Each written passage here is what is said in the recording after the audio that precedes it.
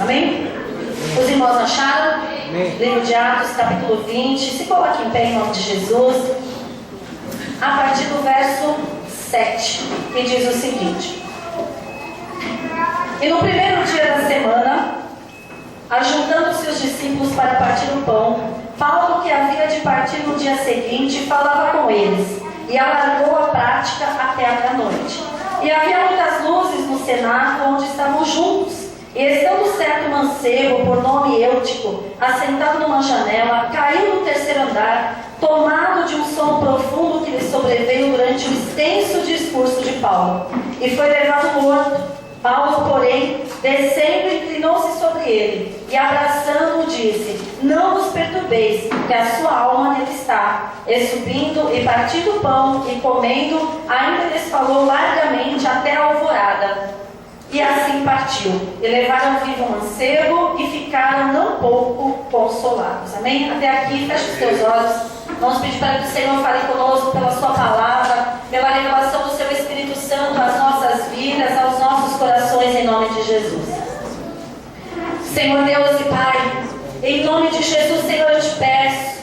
Aqui está, Senhor, a tua palavra, aqui está, Senhor, os teus filhos que vieram nesta noite buscar, Senhor amado, uma palavra, um direcionamento, uma resposta, Senhor, um fortalecimento da tua parte. E, Senhor, está, Senhor, também a minha vida diante de ti, Senhor. Eu me coloco, Senhor, como um instrumento vivo nas tuas mãos, para que o Senhor possa transmitir à tua igreja aquilo que eles vieram buscar, aquilo que o Senhor tem determinado nessa noite, aquilo que o Senhor quer falar em cada coração. Pai, eu te peço em nome de Jesus, Pai, se revela a nós nessa noite, através da tua palavra, Pai, a tua palavra que vem, Senhor amado, para nos corrigir, para nos exortar, para nos ademoestar, para nos redarguir, Senhor. E eu te peço em nome de Jesus, trabalha em cada coração e fala, Senhor, poderosamente em nome de Jesus.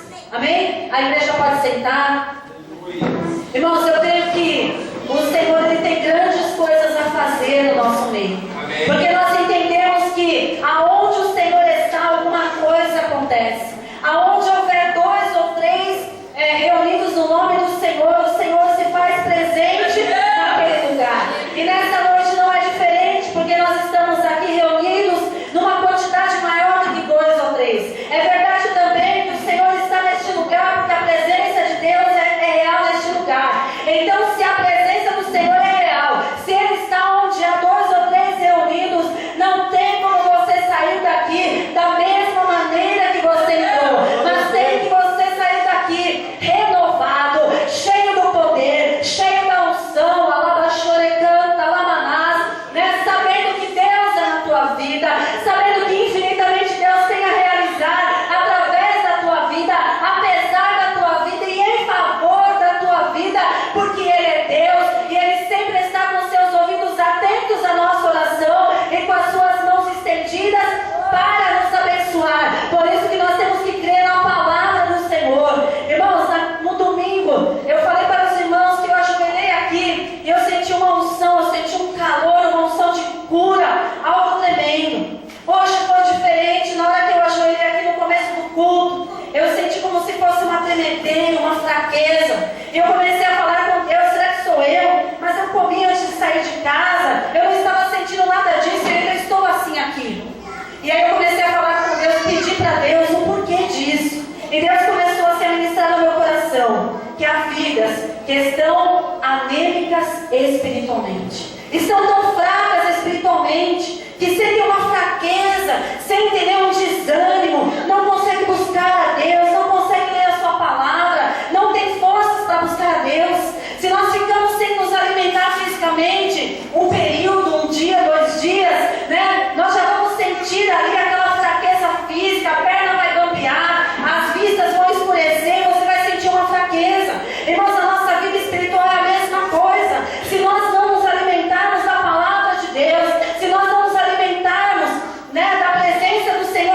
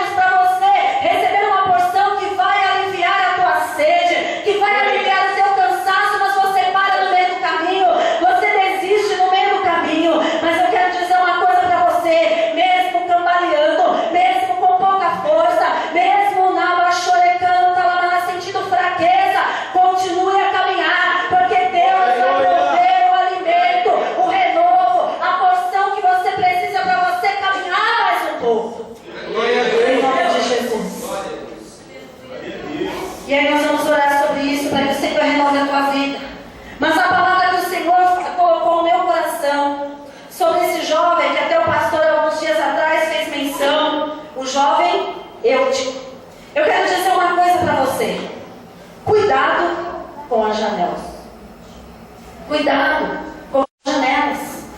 Eutico significa aquele que é bem-aventurado, aquele que é feliz, aquele que tem sorte, afortunado. E realmente ele foi bem-aventurado, ele foi feliz porque ele sofreu aquela queda, ele morreu ali, mas Paulo foi lá, abraçou, eu creio que orou, fez uma oração pela vida dele e ele tornou a viver. Por isso que nós temos que estar aonde? Na igreja, nós temos que estar junto com os irmãos, para que o Senhor venha, use um de uma maneira, use outro de outra maneira, e você esteja abençoado em nome de Jesus. Mas quando nós lemos essa passagem, nós vemos que Paulo, se você ler do começo do capítulo 20, nós vemos que Paulo estava vindo lá de Éfeso. E olha uma coisa interessante, irmãos, às vezes eu fico analisando a vida de Paulo. Se fosse eu e você, na primeira dificuldade nós já tínhamos desistido, na primeira adversidade nós já tínhamos desistido, na primeira luta nós já tínhamos desistido. Hoje em dia, com tão poucas situações adversas contrárias a nós queremos parar de desistir. Paulo foi preso, açoitado, perseguido, e quando ele chegou em Éfeso, ele começou a pregar a palavra de Deus, porque Paulo, quando ele entendeu e conheceu o Senhor Jesus como o único e suficiente Salvador, ele começou a pregar, foi um dos maiores pregadores, apóstolos, que nós já conhecemos aqui pela palavra do Senhor. E em Éfeso não foi diferente, ele chegou para algumas pessoas e falaram assim: vocês já receberam o batismo com o Espírito Santo? Aí aquelas pessoas que estavam ali falaram assim: não, a gente só conhece o batismo de João. E aí Paulo orou por aquelas pessoas, eles foram cheios do Espírito Santo e começaram a falar de Jesus, começaram a falar do caminho, que naquela época Jesus era conhecido como aquele que levava as pessoas, que era o caminho. Então aqueles que seguiam a Jesus, eles não eram conhecidos como cristãos até um determinado momento, eles não eram conhecidos como crentes, mas eles eram conhecidos como os do caminho, porque Jesus é o caminho, a verdade e a vida. E aí o que aconteceu? Quando Paulo pregando a palavra de Deus lá em Éfeso, um certo ourive chamado Demétrio, deixa eu ver se é isso mesmo, Demétrio, ele começou a ficar preocupado, porque as pessoas começavam a ouvir Paulo falar e começavam a seguir a Jesus, ou melhor, a seguir os discípulos de Jesus, a querer estar no caminho, porque a palavra de Deus na vida de Paulo era poderosa. Deus abençoava, Deus usava Paulo de maneira tremenda, e aquelas pessoas começavam a seguir, os discípulos, queriam estar no caminho, queriam seguir a Paulo, queriam seguir os seus discípulos, e isso começou a preocupar Demétrio.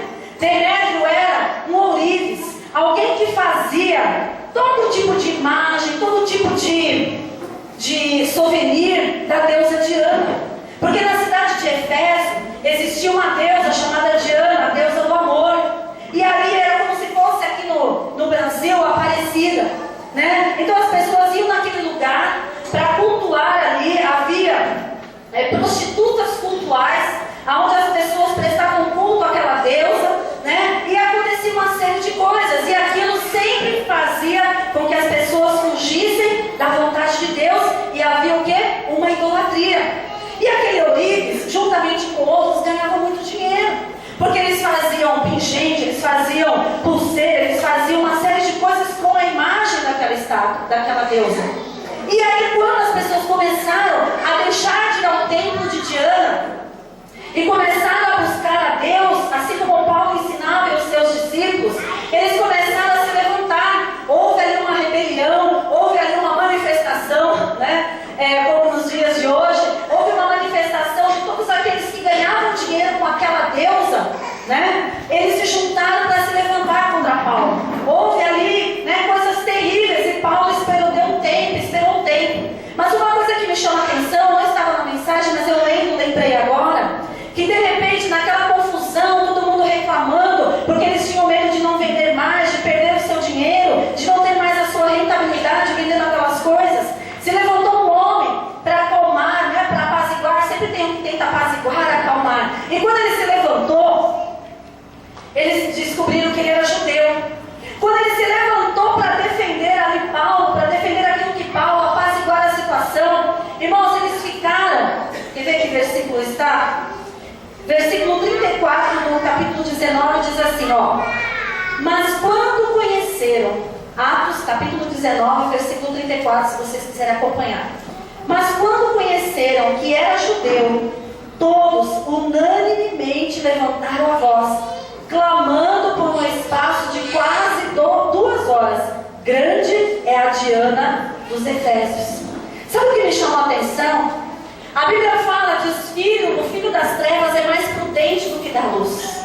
Nós viemos para um culto desse, numa quinta-feira. Talvez você passou uma semana difícil, uma semana complicada, uma semana de luta, uma semana de adversidade.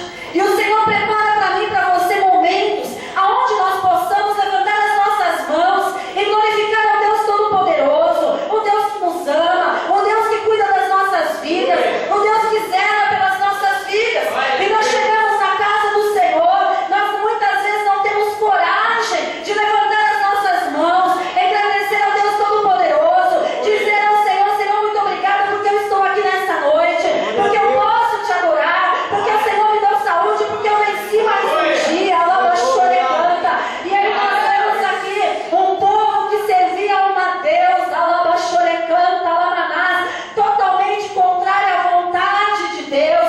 E quando eles viram ali que seriam afrontados, ou que aquela deusa poderia ser desmoralizada, eles se uniram ali unanimemente, irmãos, e por quase 2 horas eles clamavam ali pela Diana dos Efésios. Irmãos, e Deus, Ele quer que eu e você, essa disposição que muitas vezes, quando nós estamos no mundo, ou quando as pessoas estão no mundo, elas têm disposição para falar, para levantar a mão, para gritar em favor de um time, em favor de um cantor, em favor de sei lá o quê.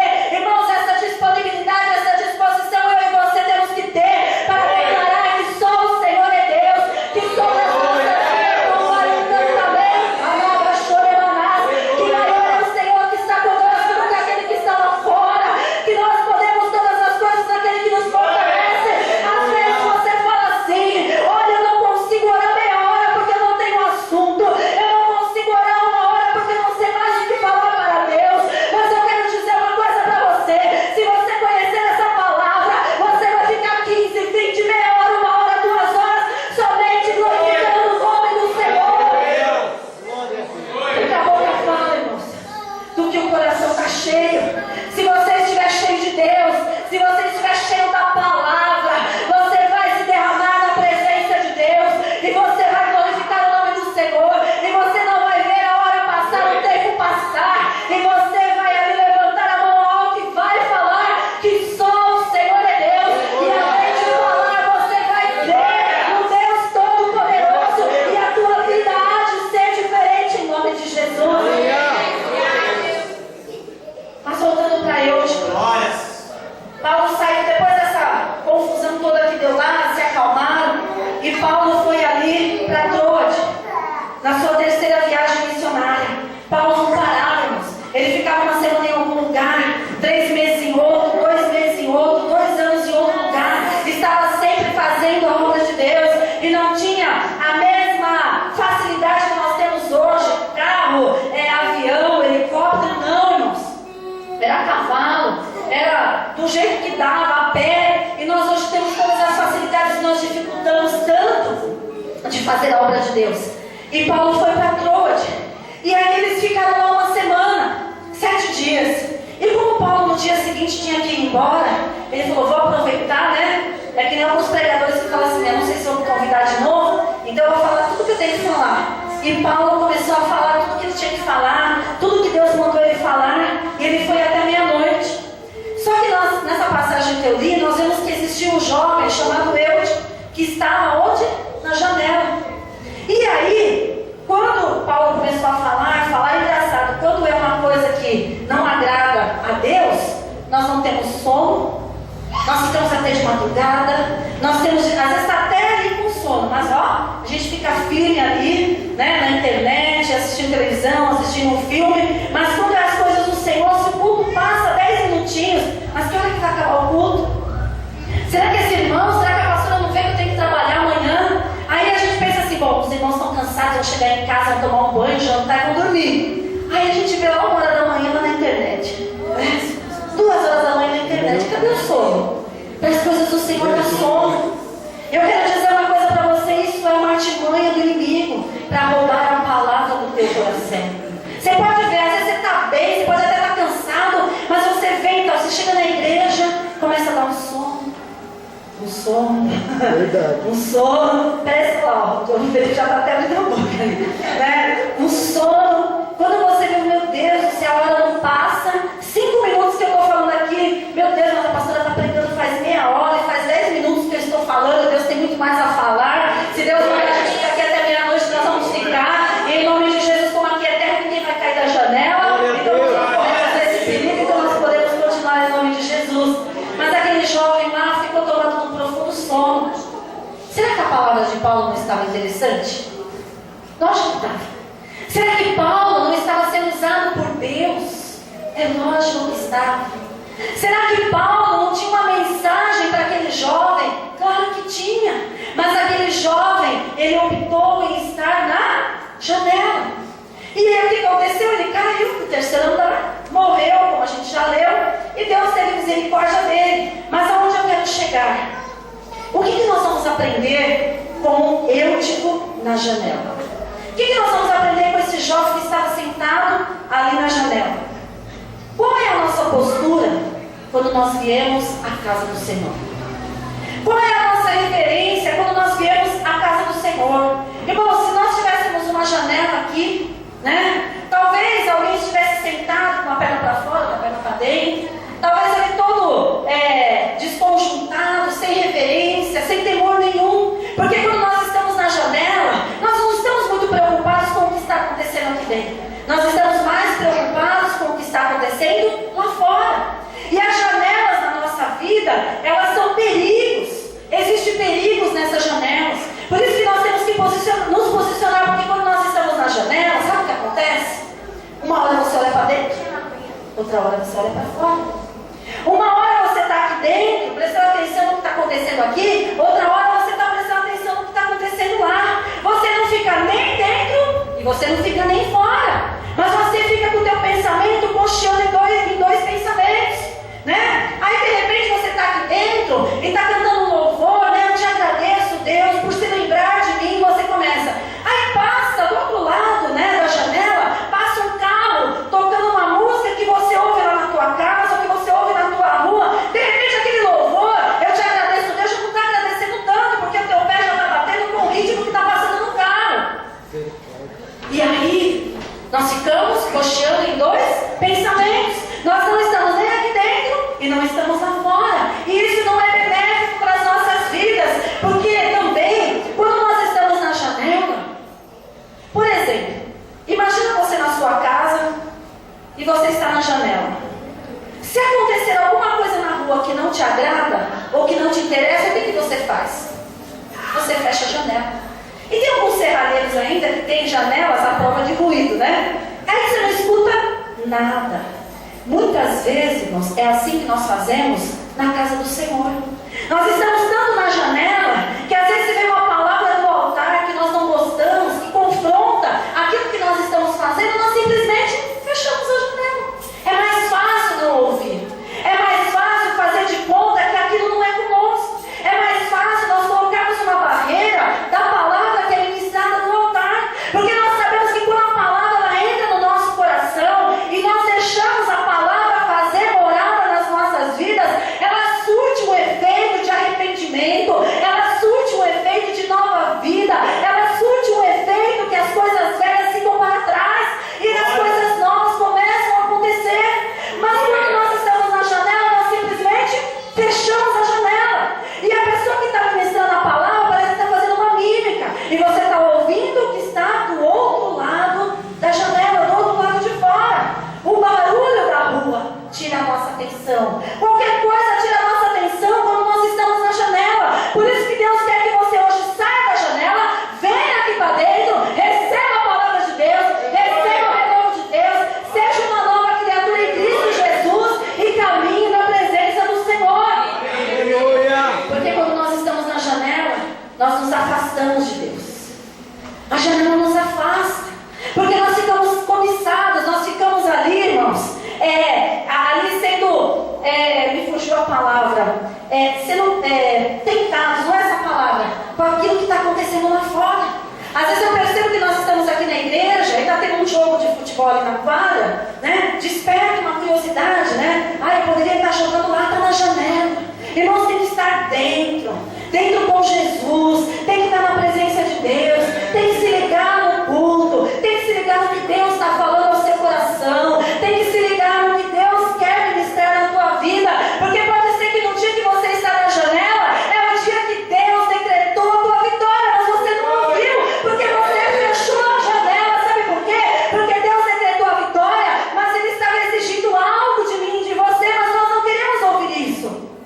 E aí nós fechamos a janela, é fácil, mais simples, né? A gente fecha a janela, aí o pastor fica, parece que ele está fazendo mímica aqui, né? Irmãos, às vezes, né, não é a janela, às vezes não é a janela física, mas é a janela espiritual. Às vezes nós estamos aqui ministrando a palavra de Deus, a gente olha para vocês, é nítido que o pensamento está não sei onde, está em Marte, sei lá, está na Lua, está na novela, está no que vai fazer amanhã. Irmãos, se liga no trono de Deus, se liga no trono de Deus, venha para a casa do Senhor e se liga no trono de Deus, porque a janela tira o quê?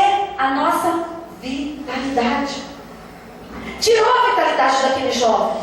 Talvez quando Paulo começou a falar, ele estava muito empolgado, né? Olha, ele é um grande pregador, eu vou naquele culto porque vai ser uma bênção. Só que ele sentou no lugar errado.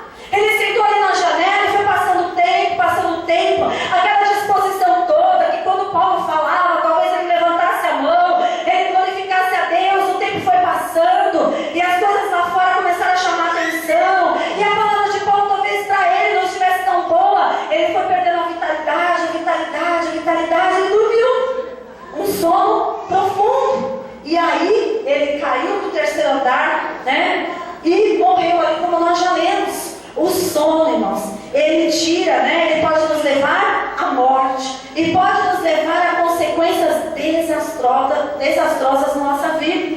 Mas não é só Eutico que sofreu aquela queda, que perdeu toda a pregação de Paulo, ali, ou uma boa parte da pregação de Paulo, como muitas vezes nós temos perdido a palavra de Deus que sai do altar, porque nós estamos dormindo, porque nós estamos no sono profundo, né? Tem um jovem aqui da igreja que eu não sei como é que ele faz, mas ele dorme de olho aberto, não conta para ninguém, não está na internet, e gravaram ele dormindo de olho aberto, né?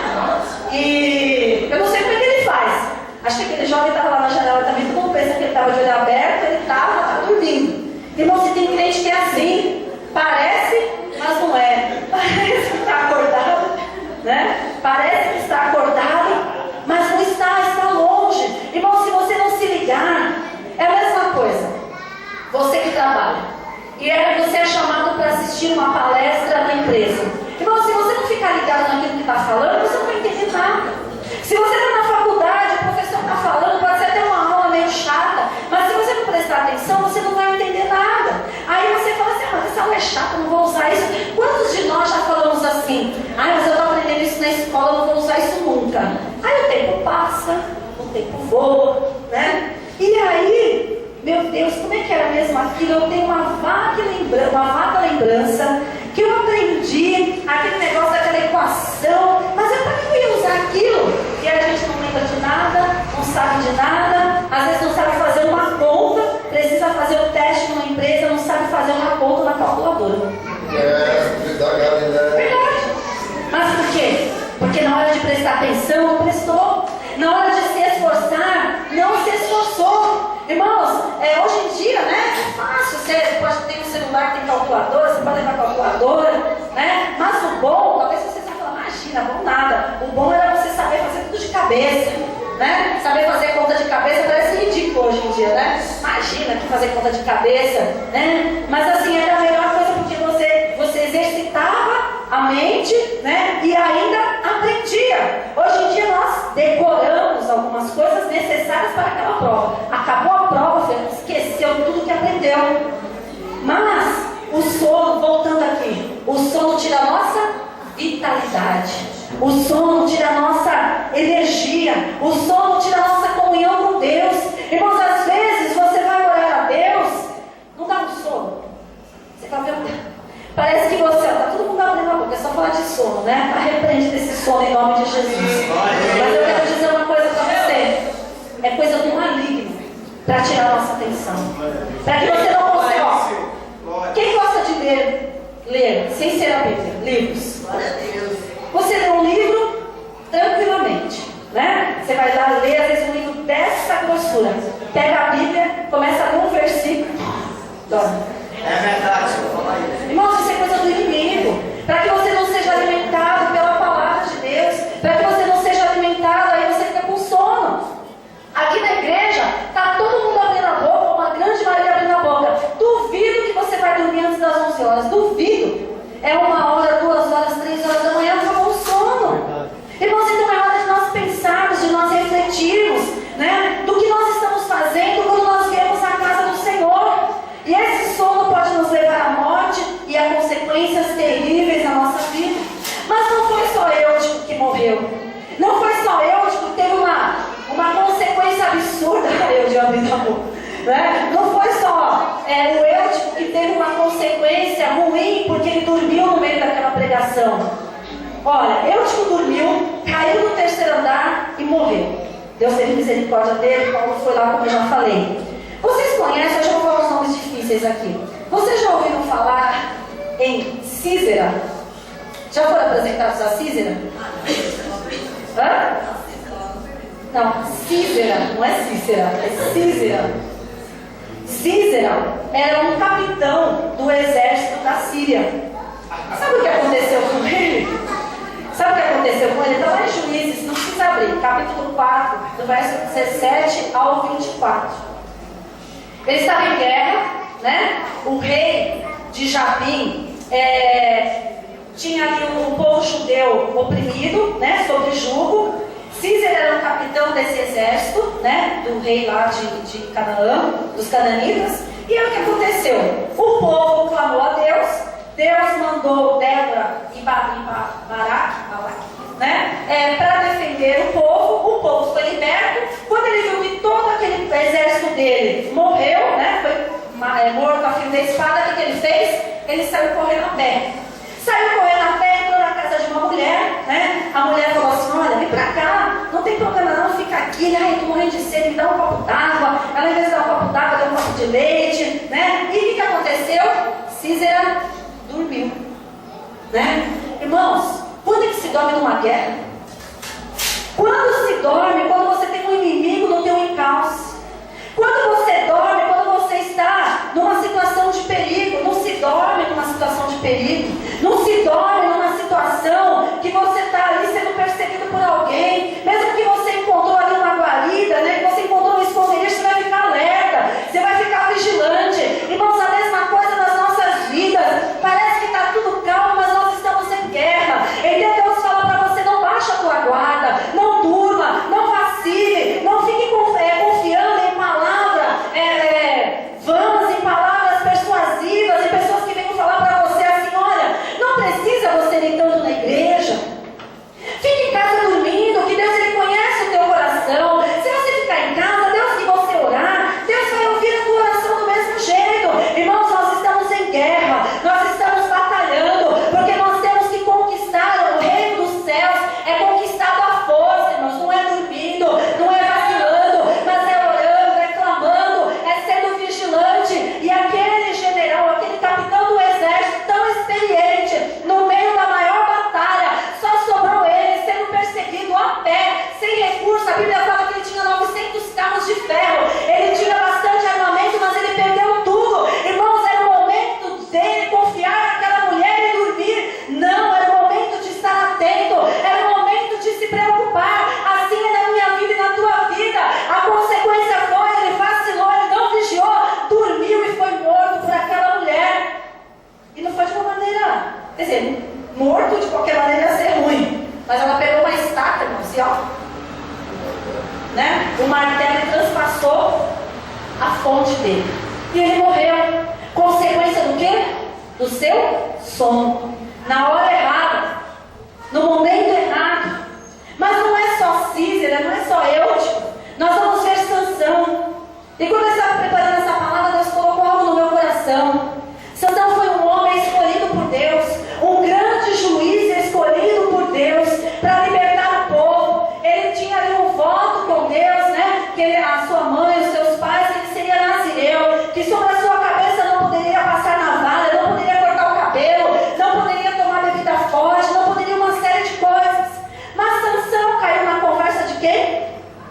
mulher. E aquela mulher, a Dalila, ela queria destruir Sansão. O povo filisteu queria destruir Sansão, porque enquanto Sansão não fosse destruído, os filisteus não conseguiam, né, prender o povo de Deus, prender o povo de Israel. Então, se conseguissem prender a Sansão, o povo de Israel estava ali prejudicado, estava preso, estava sem ter como se defender. E ela ficava insistindo: Sansão, me conta o teu segredo. Me conta o teu segredo, de onde vem a tua força. E Sansão uma hora falava uma coisa, outra hora falava outra. Só que aquela mulher falou tanto no ouvido dele.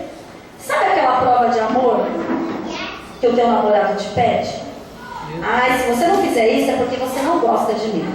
É mais ou menos isso que Dalila fez com Sansão. Você não gosta de mim. Olha, eu estou aqui do teu lado.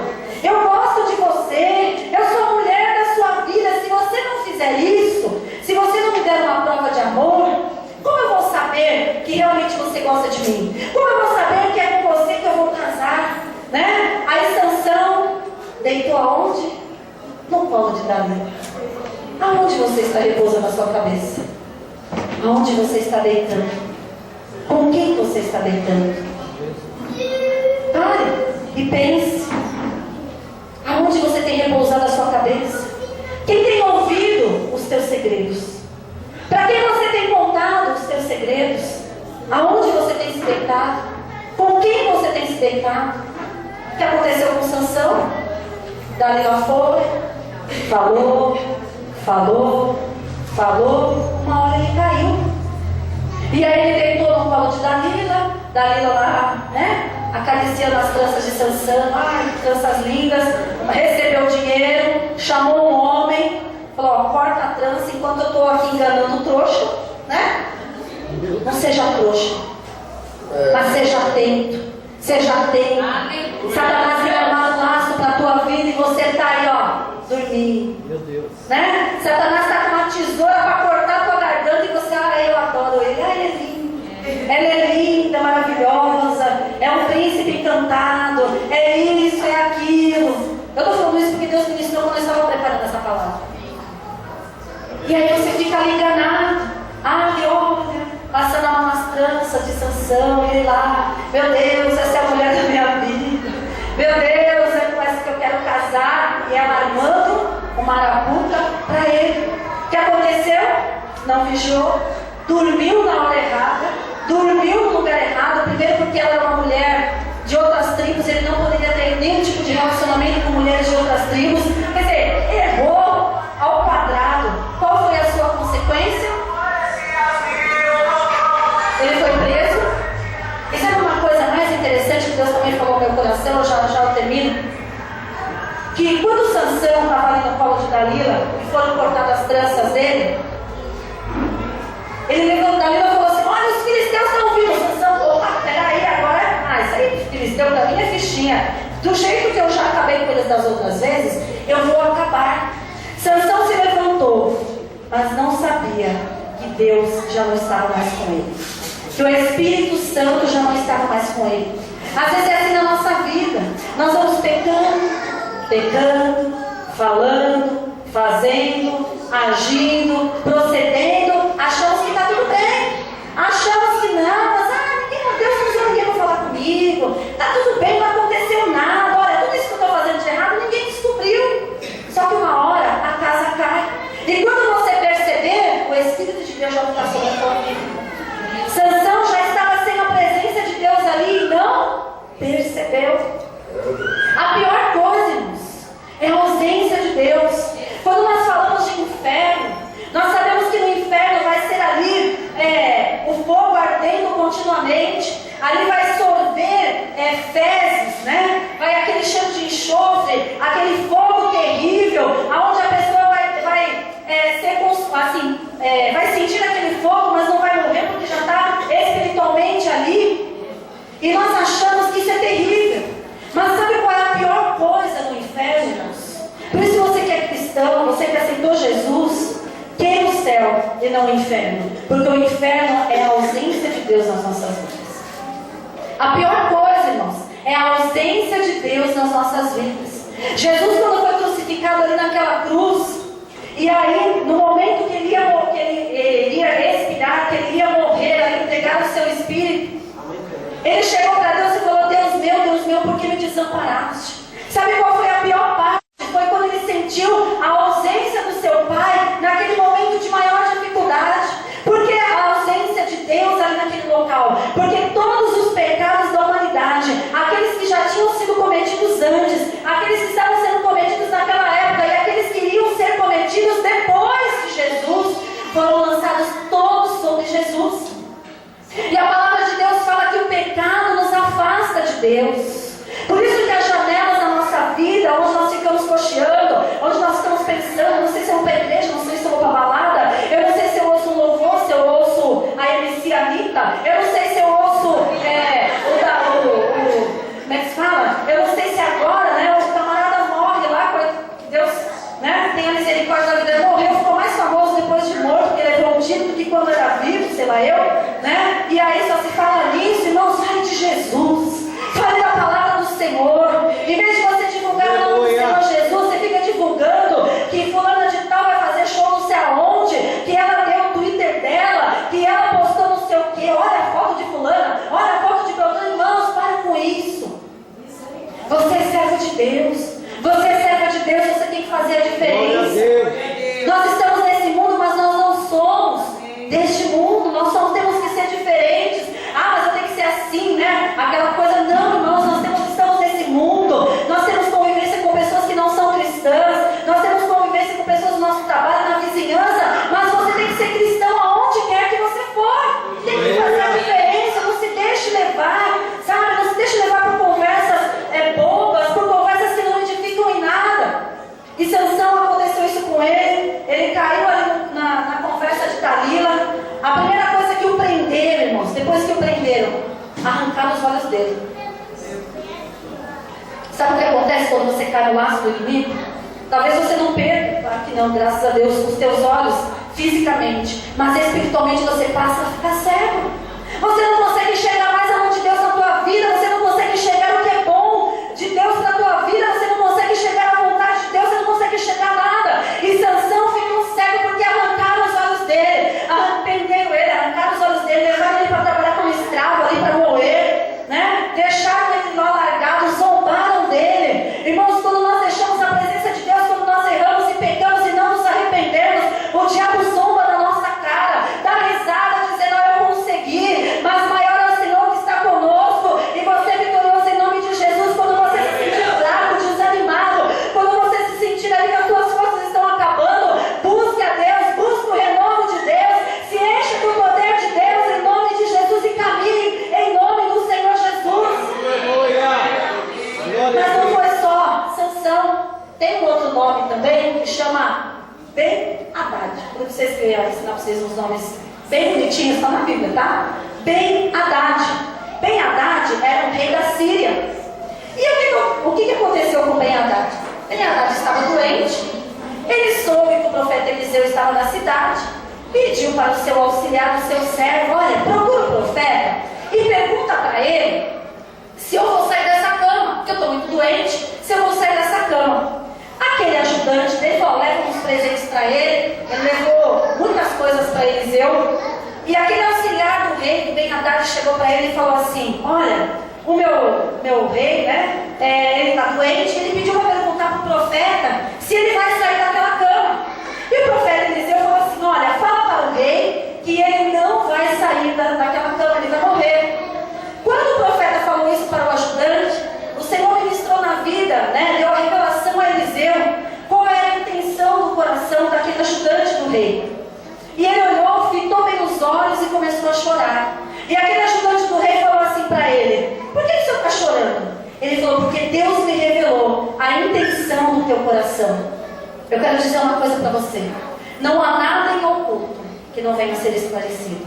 Deus, ele conhece a intenção de cada coração. Deus, ele conhece os pensamentos, ele sonda os pensamentos, ele esquadrinha, ele sabe. E aquele profeta, Deus mostrou qual era a intenção daquele auxiliar. E ele falou assim: sabe o que você vai fazer? Você vai dar um jeito e você vai tomar o lugar do rei. Ele imagina um cão como eu, um servo como eu, não sou ninguém, eu não sou nada. Imagina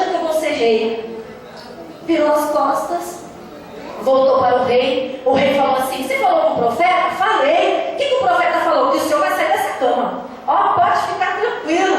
Entregou a mensagem de maneira diferente. O rei dormiu. Estou tranquilo, não vou morrer mesmo, né? Ficou na sua cama dormindo. O que o auxiliar fez? Pegou o cobertor, o pano molhado e sufocou o rei. Morreu porque dormiu e acreditou na conversa daquele seu servo. Não acredite em tudo que te fala. Peça para Deus te dar o discernimento. Peça para Deus, se alguém te fizer uma proposta, peça para Deus abrir os teus olhos, para que você entenda se aquilo é de Deus ou não é de Deus. Peça para Deus mostrar a revelação dele, para que você não caia numa cilada, para que você não caia numa armadilha de Satanás e você venha até morrer espiritualmente. Mas nós vamos ver também que outro camarada que dormiu foi Jonas. Desobedeceu a Deus, foi lá procurando o navio, dormiu, o navio quase ia afundar, ele quase ia morrer afogado porque ele dormiu na hora que ele não deveria dormir, na hora que ele deveria estar obedecendo a Deus, ele estava dormindo. Sabe aquela hora que Deus fala para você, vai orar? Aí você está com tanto sono, aí você vai dormir. Foi mais ou menos o que Jonas fez, numa proporção, num contexto diferente. Irmão, se Deus falar para você orar, ore. Se Deus falar para você se levantar na madrugada, se levante na madrugada. Se Deus falar para você fazer determinada coisa, obedeça, porque a vitória é certa em nome de Jesus. E para encerrar, teve um outro também que ficou na janela. Davi, né? Quando a gente fica na janela, sabe o que acontece? A gente perde o foco. Porque a gente olha para cá e a gente olha para lá. A gente olha para cá e a gente olha para lá. Davi, num tempo de guerra, né? Outro, desculpa o termo, vacilão, né? Num tempo de guerra, que Davi tinha que estar junto com o seu exército, onde ele estava? Na janela, né? Pior, olhando a mulher dos outros, né? Desejando a mulher dos outros. E se não fosse pior, né?